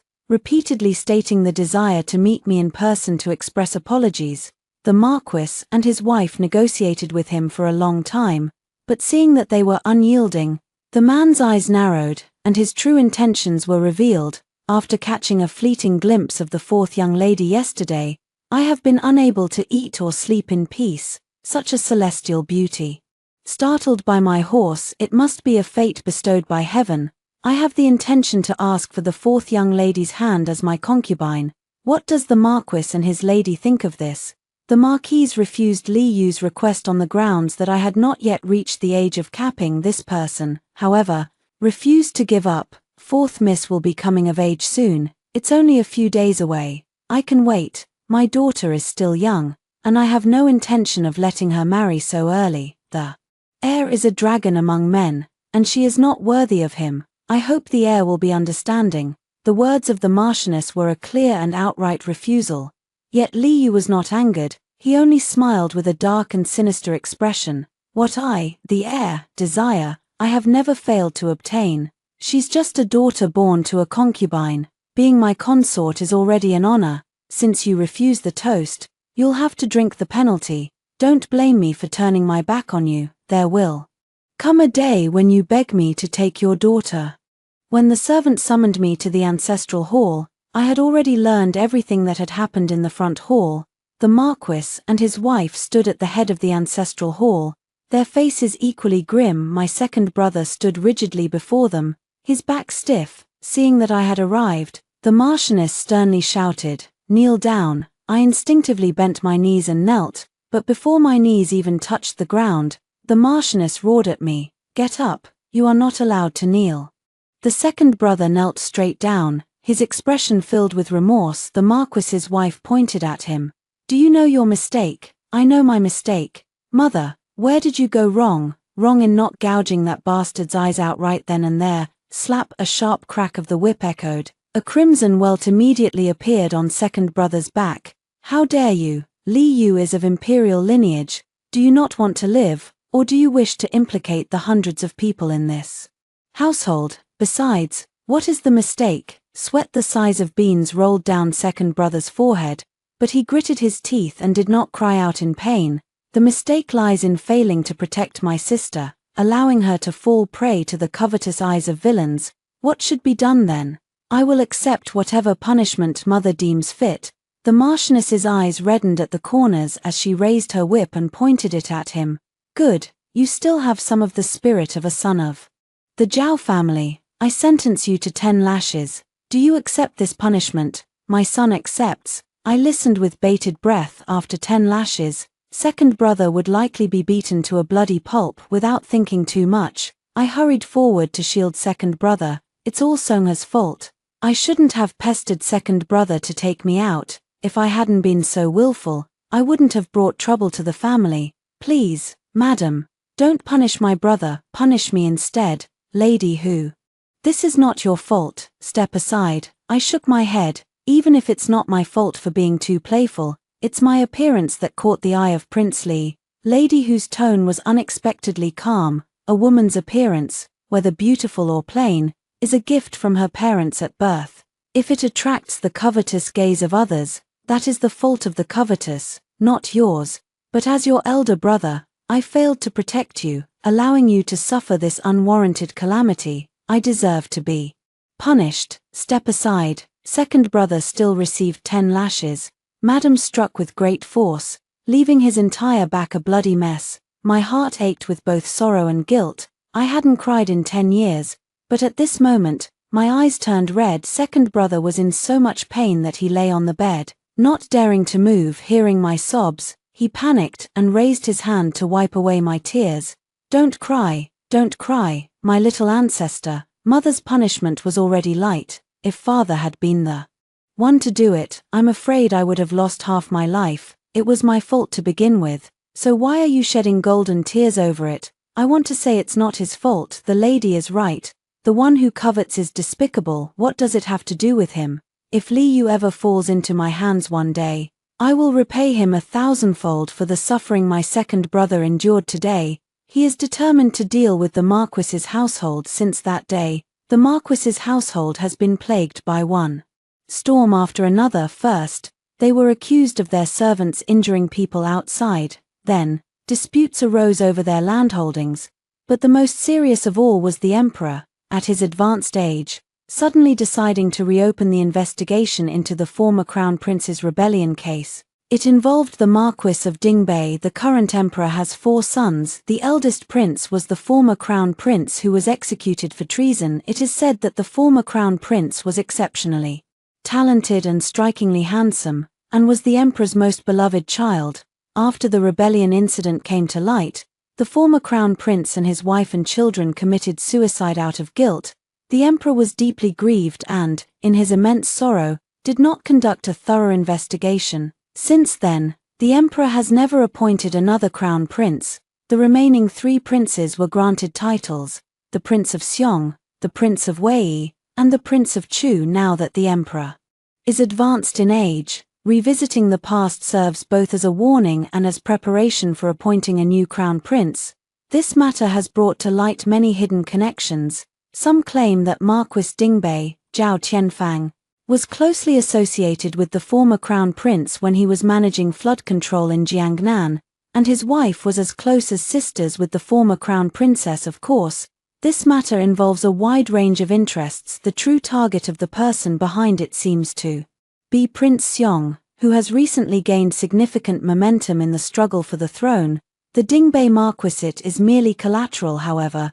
This collateral has also had a considerable impact on the Marquisate. For half a month in a row, the once bustling entrance of the Marquis's residence has been deserted. It was amidst this desolation that I welcomed my coming-of-age ceremony. The Marchioness served as my sponsor, she said. My parents and relatives are all alive, and my 3 sons are all pillars of society. Although I don't yet have grandchildren to surround me, I am still considered a fortunate person. Serving as your sponsor should not be considered a disgrace to you. I shook my head. It is Songha's fortune. She personally combed my hair and added the hairpin, helped me change into the wide-sleeved ceremonial dress, reciting blessings over and over again as the last golden hairpin was placed in my bun. The moment she lowered her hand, I gently raised my hand and grasped her warm palm. Mother, I called out softly to her. The Marchioness was taken aback. Her expression shifted from sudden delight to astonishment, finally settling into a deep sorrow. Her lips trembled, and her eyes were red. This woman, as powerful as the Earth Mother, had tears streaming down her face, yet her dignity remained undiminished. Do not call me mother, she said. Call me aunt. Remember, I am not your mother. As she spoke, she fiercely wiped the tears from her face and pointed at the Marquis, who stood there in a daze. You're not allowed to call him father either. I nodded obediently, not noticing the Marquis's resentful gaze fixed on his wife. The face of my birth mother has long since blurred in my memory, but I think if she were alive, the way she would look at me would be just as loving and joyful as the Marchioness's gaze. If you don't want me to call you that, then I won't, but in my heart, the one in heaven is my mother, and the one here on earth is also my mother. Madam, 2nd young master, 4th young miss. The eldest young master has returned. The gatekeeper's shout broke the strange and silent atmosphere. My eyes lit up. My eldest brother was back. I lifted my skirt and turned around, only to meet a pair of weary yet calm eyes. Big brother. My excitement made me forget that I was already a grown woman. I threw myself into my big brother's arms and took a deep breath, inhaling the fresh scent of bamboo on him. He seems to have grown taller again. I've grown quite a bit over the past 2 years. Yet I only reach his shoulder. I was so overjoyed that I didn't notice how his body instantly stiffened when I hugged him. After just a moment, I let go of him and then spun around in front of him. Did you come back specifically for my coming-of-age ceremony? Big brother, look, haven't I grown a lot taller? When he left home, I was still just a little sprout. With that, I looked at the man who had raised me single-handedly, waiting for his praise, but my eldest brother's gaze merely swept briefly over my face before he looked away. His eyes were indifferent, and he gave a stiff, tense nod. You've grown taller. A faint sense of disappointment washed over my heart. My eldest brother seems a bit distant toward me. Has he grown distant after not seeing me for 2 years? This is the coming-of-age gift I prepared for you. He took out an exquisitely packaged box and opened it to reveal a pair of fine red jade agate bracelets inside. They were beautiful, but they still couldn't ease my sense of disappointment. My eldest brother, however, didn't have time to say much more to me. He and the Marquis's wife went to the study. After coming out, he no longer looked into my eyes and spoke to me as he used to. I found this version of my eldest brother very unfamiliar. Fortunately, I still had my 2nd and 3rd brothers. For my 2nd brother's coming-of-age ceremony, he received a pony. 3rd brother, on the other hand, brought me back a beautiful wide-sleeved fairy dress from who knows where. He had been elusive these past few years, sometimes sending a letter of reassurance every 10 days or half a month, and other times only 1 letter in 6 months or a year, which infuriated the Marquis's wife so much that she cursed, saying it would have been better to give birth to a club than to him. I, however, greatly admired his carefree and unrestrained life. It was only later that I learned the gifts from eldest brother and 3rd brother were not merely clothes and jewelry on the surface. As the investigation into the former Crown Prince's case deepened, the Marquis was temporarily removed from his post and placed under investigation, and even my eldest brother was implicated. A dark cloud hung over the household. To make matters worse, Li Yu kept showing up every few days with matchmakers, insisting on marrying me. He even said that if I agreed to marry him, he would help the Dingbei Marquis's household overcome this crisis. all for the sake of our marital ties. I am not weary of it, but rather deeply resent this feeling of being at the mercy of others. Having made up my mind, I decided to marry into the family and turn the Wei prince's residence upside down. However, my eldest brother scolded me harshly. From childhood to adulthood, he had never been so fierce with me. Indeed, we have grown distant, seeing the situation increasingly unfavorable to the Marquis of Dingbei's household. Just before the guillotine fell, a new turn of events suddenly emerged. Someone presented conclusive evidence proving that the former crown prince had been framed, and the one who had committed this heinous act was none other than Prince Wei. What brought down Prince Wei was a batch of secret letters that had leaked from his residence. It was only much later that I learned the entire case of the former crown prince, along with those secret letters, was a scheme orchestrated by my eldest and third brothers. Hundreds of people from Prince Wei's household were thrown into prison. My elder brother does things just as he taught me back in the day. Once he strikes, he ensures his opponent is doomed beyond redemption. His Majesty wept bitterly for half a day in the Eastern Palace where the late Crown Prince lived as a child, and has been bedridden ever since. The Marquis, having cleared his name, rushed to the palace overnight to present his case. Only then did the world learn that the events of that year held hidden truths. The former Crown Prince and Crown Princess were not driven to suicide by guilt after being framed. Rather, they were secretly murdered, burned to death in a fire. Dingbei Hu Jiao Tianfang was on very close personal terms with the former Crown Prince. At the critical moment, he used an unclaimed female corpse to save the Crown Princess, who was pregnant at the time. Later, the Crown Princess safely gave birth to a baby girl. This is the little girl now being raised in the Dingbei Marquis's residence. From then on, everything was brought to light. Overnight, I went from being an illegitimate daughter hidden in the shadows. He became the last remaining bloodline of the exceptionally talented and brilliant late Crown Prince left in this world. I was taken into the palace. The old emperor wept uncontrollably upon seeing me, all because my face was identical to that of his most beloved son. The palace attendant brought out the portrait of the former Crown Prince, which the old emperor had deeply hidden in the imperial retreat. I stood before the painting, as if the figure in the portrait had stepped out. I was in theft as Princess Songhe, with a fief spanning 10,000 li and a stipend of 1,000 bushels. This far exceeded the typical rewards granted to a princess, more like a father's compensation to his own son. When I went to the Marquis's residence to say goodbye, the Marchioness asked me with reddened eyes, "All these years, have you hated me?" I said. Behind the ancestral hall of the Marquis's residence, there is a small shrine with a memorial tablet. You go to pay respects there every year on the anniversary of my mother's death. That tablet is for my mother, isn't it? When I was very young, my mother said there was a Lan in her name, and she had a good sister whose name contained a Ji. Though they were not related by blood, their bond was deep, as close as real sisters. I finally understood why that old woman slapped me back then. She was afraid I might know something and accidentally let it slip. I learned the reason why the Marquise went to great lengths to bring me into the mansion, even at the cost of tarnishing her and the Marquis's reputation for being a harmonious couple. I also understand why I wasn't allowed to take the Jiao surname, nor learn the things ordinary girls learn, and why I wasn't allowed to call her mother. I held her hand. Without you and the Marquis, I wouldn't be where I am today. Then I looked at my two older brothers. Third brother was still nowhere to be seen. Eldest brother lowered his eyes, not looking at me. Second brother's eyes were red. Once you enter the palace in the future, how can I still take you out to play? Our Songhe clearly loves going out to play. A single sentence made my eyes well up with tears. He knew that this sister of his couldn't go out casually, confined to the square courtyard of the Marquis's estate, and he would rather take a beating than take her to see the outside world. This is my second brother, pure and true to his nature.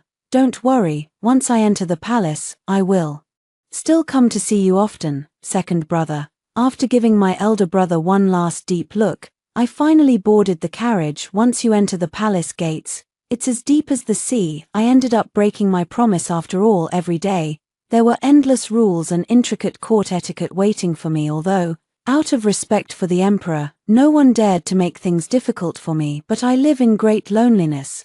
Far more than I ever did in the Marquis's mansion. I cannot leave the palace at will, so I have no choice but to wait every day on the path my eldest brother must take after court.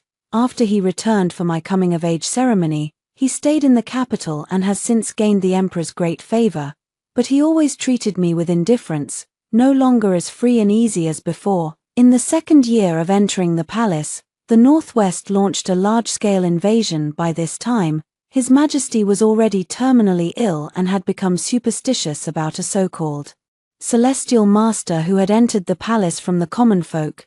The Prince of Chu and the Prince of Xiong were eyeing the throne covetously, with countless overt and covert struggles both inside and outside the court.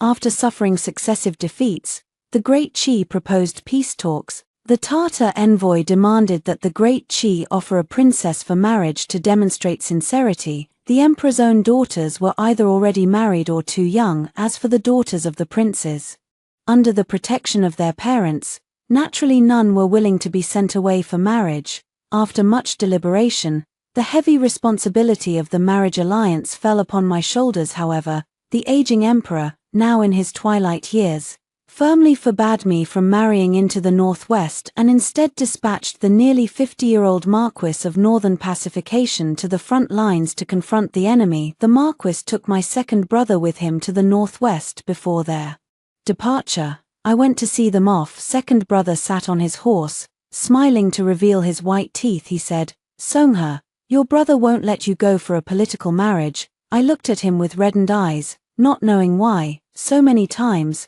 I could only ever look at him like this. He bent down and gently wiped the tears from the corners of my eyes. He whispered softly, "I do not do this for the Great Qi, nor for the Li family's empire.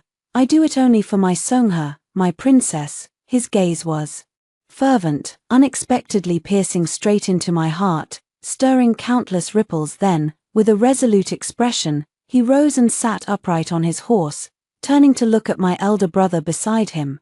"Brother, protect her well." He and my eldest brother exchanged glances, and for some reason, both of their eyes held a depth of meaning I couldn't understand. My second brother left. He was a born military talent. In just 2 months, he turned the tide in the Northwest, dealing the Tartars a defeat. Upon hearing the news, the emperor was overjoyed and granted him the title of a minor general. Meanwhile, my eldest brother's official position grew increasingly prominent, yet he was already in his 20s, neither marrying a wife nor taking a concubine, not even having a chambermaid. Rumors spread outside that he had a preference for men. I tried to probe him a few times, but each time he brushed me off with indifference. His attitude toward me had cooled, but he still treated me as well as he had before. He often sent me many novel trinkets, tested me on my studies, and occasionally even found opportunities to secretly take me out of the palace to play, just like my second brother. But even though I had avoided the marriage alliance, as I grew older, I still had to marry. The Empress Dowager arranged many potential matches for me, but I couldn't muster any interest in any of them until that day, when I finally managed to secure an opportunity to leave the palace. I went to the Marquis's residence. The gatekeeper greeted me warmly. "Coincidentally, I have a letter for the second young master that I need to deliver to the madam, and here, there's also one for you, princess." I smiled and said, "Then I'll take them both to my aunt. There's no need for you to follow." The study was quiet and secluded. For some reason, there wasn't a single servant at the door. Just as I was about to knock, I suddenly heard my eldest brother's voice rise abruptly. "Songhe will never marry any other man." Aunt's voice was filled with despair. "But she is a princess. Do you intend to marry a princess and disregard your career?" My eldest brother's voice was calm to the point of coldness. "If I were to say that my current dedication to advancing my career is also for her sake, what would you think, mother?" My aunt was so shocked she couldn't speak. Could it be that your insistence on having her recognized by the family and leaving the Marquis's estate back then was also for today?" The man's answer was without hesitation. "Yes." Through the crack in the door, my elder brother was just a narrow sliver in the flickering candlelight. His entire figure seemed to shift between light and shadow. At that moment, it was as if he had shed the mask of indifference and gentleness he always wore. A faint, bone-deep obsession and possessiveness glimmered in his eyes. "You're insane. That's your sister. From the moment she threw herself into my arms on her coming-of-age day, she wasn't anymore. Besides, didn't mother also have the thought that if Songha liked it, she'd let us 3 brothers be her husbands? I thought that was just a joke, but I took it seriously. My brother's voice suddenly dropped low with his next words. We all took it seriously. I didn't dare listen to what came after. My mind was buzzing, filled with my eldest brother's words. From the day she came of age and threw herself into my arms, it was no longer the same. So, does my eldest brother like me? What does this even mean? We are siblings. It felt like a sudden blow to my head. I returned to the palace in a daze, only to realize belatedly, compared to knowing my elder brother's feelings for me, I actually found his coldness and distance toward me even more unbearable. Am I not also going mad? Sitting before the dressing mirror, I dismissed the servants. I remembered the letter from my second brother that I still held in my hand. Upon opening it, only a few lines of text met my eyes. Mother, I hope this letter finds you well and in good health. I heard that the Empress is helping Songha look for a husband. I do not allow it. Once the war is over, I wish to become Songha's consort. Please, Mother, help me make this happen. I felt as if I had been scalded by something. I couldn't even hold on to the letter, letting it fall to the ground. Second brother. How could he also harbor such improper thoughts? I stood frozen in place until the papers that had fallen to the ground were picked up by a hand with long, slender fingers. A shadow loomed over my head, startling me. I wanted to scream, but the moment I looked up, I clearly saw the face of the person who had arrived. Third brother. The person before me was actually my third brother, Zhao Tingyu, whom I hadn't seen in 6 years. He was dressed in a Taoist robe, clearly the same age as me, yet he appeared profound and unfathomable, with eyes that seemed to have weathered the vicissitudes of life. He was much taller than me, having inherited the good genes of the Marquis and his wife. With a handsome appearance that truly gave off an air of an immortal sage, he glanced at the letter's contents with lightning speed, then raised an eyebrow and looked at me with a faint, teasing smile. Oh, so second brother actually wants to marry you. Our Songha has reached the age to be wed. I don't know why, but his teasing made my face flush bright red, a mix of embarrassment and annoyance. Even you are making fun of me. Since we're not blood-related siblings, it's understandable for second brother to have such thoughts. But he suddenly took half a step forward, his slightly upturned eyes fixed intently on me. As far as I know, eldest brother also has feelings for Songha. I wonder which one you prefer. I was startled by his sudden closeness. He carried a faint scent of sandalwood, yet it was overwhelmingly invasive. Seeing that I was speechless, he suddenly leaned down and, under my astonished gaze, gently placed a kiss on my forehead. I forgot to mention, I also have some unspeakable, hidden feelings for Songha. You can't show favoritism, you know. I have completely lost the ability to think. Big brother, second brother, third brother, they are all my brothers. I'm going crazy. It took a long time before I finally came back to my senses a little, realizing something. This is the palace. What are you doing here? Third brother leisurely shook the whisk in his hand. Your Highness, what do you mean by that? I am the state preceptor personally appointed by His Majesty. Is it strange for me to appear in the palace? Watching the twitching corner of my eye, third brother smiled. All of this is for you. Big brother and I racked our brains trying to decide which puppet emperor to support so that Songha could live as a carefree, extravagant little princess. This statement contained too much information and was far too rebellious, yet I understood his meaning almost instantly. Only half a moment's hesitation, I fixed my gaze on third brother and said solemnly, why support someone else? Why can't the emperor be me? After all, I too am of true dragon bloodline. My father was the most exceptionally talented former crown prince of Great Qi, and my mother was a renowned talented woman of Shengjing. They risked their lives to bring me into this world. So why shouldn't I strive for the throne? Why should I only be a princess whose worth is measured by others? I dare not say that such rebellious thoughts have been with me since the moment I learned I was a princess. If I had known earlier that my third brother was the state preceptor, deeply trusted by the old emperor and even capable of influencing court affairs, I would have prepared for this day sooner. Third brother looked at me for a long time, then suddenly smiled triumphantly. Truly someone trained by me and eldest brother. Our Songhe has never let her brothers down. He moved closer to me, afraid he might suddenly attack me again. I covered the corner of my mouth and backed away, but third brother didn't make any reckless moves. Instead, he leaned close to my ear and said, word by word, let me tell you a secret. I'm not just the state preceptor, but also an advisor to both the Prince of Xiong and the Prince of Chu. He must have been a fox in his previous life. 3 months later, a great victory was achieved in the northwest, and a few days later, the emperor passed away that night. The Xuanwu Gate was bathed in a river of blood. The Prince of Xiong and the Prince of Chu simultaneously stormed the palace under the banner of purging the emperor's side, resulting in mutual destruction. Both of them perished, and along with them, all their sons met their end as well. Amid the chaos, a senior statesman who had served 3 dynasties produced an imperial edict drafted by the late emperor before his death. The bright yellow characters on it clearly stated, Crown Princess Songhe as the new emperor. The entire court and the nation were left in shock, but with His Majesty's personal decree, none dared to disobey, and since the royal princes and grandsons had all perished, leaving only me, while the line of Prince Wei still lived, they were imprisoned, lacking legitimacy. The civil officials had my eldest brother mediating, and the military officials had the Marquis and my second brother eliminating threats. Thus, I, the seemingly most harmless princess, ascended to the throne. After ascending the throne, I changed the era name to Yong'an, lightened corvée duties, and reduced taxes. The Wei Wang lineage quietly perished in the prison. Everything my brothers taught me over the years came into play one by one.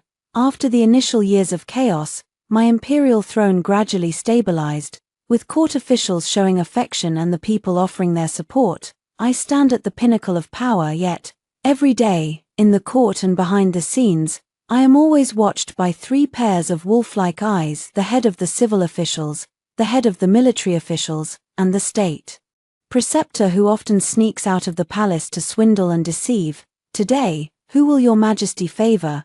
Big brother is being unfair. Last month was your turn. This month should clearly be mine. What are you talking about? Second brother, the month is already half over, and His Majesty needs some novelty.